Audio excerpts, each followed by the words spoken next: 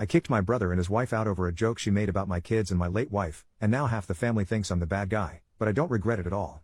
I, 36 male, am a single father to my 2 kids, who we'll call Gabriel, 17 male, and Becky, 14 female.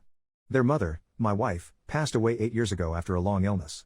Obviously, this was devastating for our family and we're still recovering from the loss even now.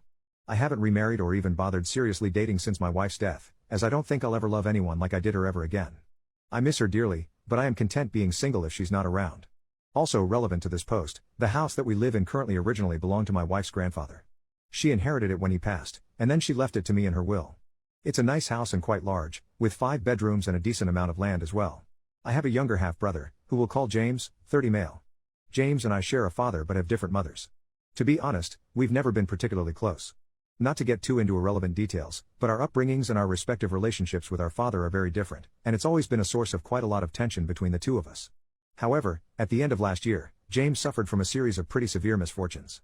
The company that he was working for went under, meaning that he ended up losing his job and, since he works in quite a specialized and competitive field where jobs are few and far between in the first place, he was having a really difficult time finding another one. He was the sole earner for his family, so obviously this was quite a blow for them. Several weeks after that, they experienced a house fire which left the family homeless and destroyed a lot of their belongings. Despite not being close at all, I obviously didn't want to see my family suffer in this way, and since I had the room to do so, I offered for James and his family to come and stay at my home until they were able to get back on their feet. This meant that, living in our house was as follows: myself, my 2 kids, James, his wife Laura, 31 female, and their twins Abby and Sarah, both 9 female. It became apparent very shortly after they moved in that we have very different lifestyles and perspectives on things. Simply put, James and Laura consider themselves to be more of a traditional couple, which is why James was the sole earner for their household. They both believe that it is a man's duty to go out and work while his wife stays at home and tends to the house and the children. This is also how they are raising their daughters. Let me be clear, if they want to live this way and it works for them, then power to them and they're well within their rights to do so. However, this isn't how I run my own household. Both of my kids have always been taught how to do housework, and both have always been actively encouraged to pursue whatever careers they want in the future. I was aware of our lifestyle differences before they moved in. However, I had not been anticipating it becoming an issue of any sort. However, around a month into them living with us, I noticed that James and Laura were starting to try and push their ways into my family. For example, on nights when it was Gabriel's turn to do the dishes, Laura would tell him he shouldn't be doing that and would ask one of her own daughters to do it, or suggest Becky take over instead. I also noticed that James developed a habit of asking Becky to do things for him that he was perfectly capable of doing himself, such as getting him a drink while everyone was watching TV together or asking her to clean up a mess that he made. I always shut this behavior down when it happened, and eventually sat James and Laura down one night and told them that they're perfectly welcome to live how they want when they have their own home, but this is the way we do things in my house and I would appreciate if they would stick to that while under my roof. They did try to push back a little, but I held firm and they eventually relented. For the next few months, everything seemed fine. There were a couple of instances where Gabriel and James knocked heads over differences of opinions, but it was never anything serious and never went any further than a couple of heated discussions over the breakfast table. I was also aware that Becky found Abby and Sarah a bit annoying because they always wanted to be in her room or around her, but again, this was nothing major and was very typical teenager sharing a house with younger kids type of stuff.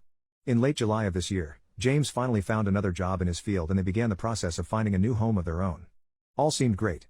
However, around this same time, I noticed that there was a sort of shift in energy between Gabriel and Laura. He seemed suddenly to be quite uncomfortable around her, never wanted to be alone with her and avoided talking to her in group settings. This immediately struck me as odd because he's usually a very laid-back and friendly kid, so I asked him what was up and if anything had happened. At first he said that nothing had, and that she was just being that way she is and it was getting on his nerves. By this I assumed he just meant that she'd start pushing this idea that, as a man, he shouldn't be doing domestic labor of any kind on him again. I contemplated saying something at the time, but decided to leave it as I knew they'd be moving out soon and it wouldn't be a problem anymore. Fast forward a few weeks, James, Laura and their kids are out for the day. My daughter approaches me and says she has something important to tell me that might make me upset. I asked what was up, and she told me that Laura had told her that the reason I haven't remarried or gotten a new girlfriend yet is because women my age don't want to settle for someone who isn't a real man, and had made a joke that my wife was probably having an affair before she died anyway. Becky also said that Laura told her I was jealous of my brother because he earned everything he had while this house was just a handout. Note, aside from inheriting the house, I have also worked for everything I have ever had, and that she feels sorry for Gabriel because I'm going to turn him into a pussy like me. Obviously, I was already furious at this alone, but I wanted to also speak to my son before I took anything further to find out if anything had been said to him as well. When I asked him, I found out that Laura had not only made the same jokes to him, but had offered to hire a street worker for his 18th birthday so that he could become a man. Gabriel isn't into girls, and when he told her that, she had just laughed it off and told him he'll learn to be. When James and Laura returned to the house, I immediately confronted her about this. She didn't deny any of it, but just started laughing and saying it was all a joke and I needed to lighten up. I told her that, not only did I not find it funny but she was no longer welcome in my house if that's how she was going to speak to my children, and that I wanted either an earnest apology or for her to leave that night. They were both outraged at this, continuously telling me to lighten up and get a sense of humor. I told them it wasn't funny at all and gave them the same ultimatum: apologize and mean it, or Laura has to leave.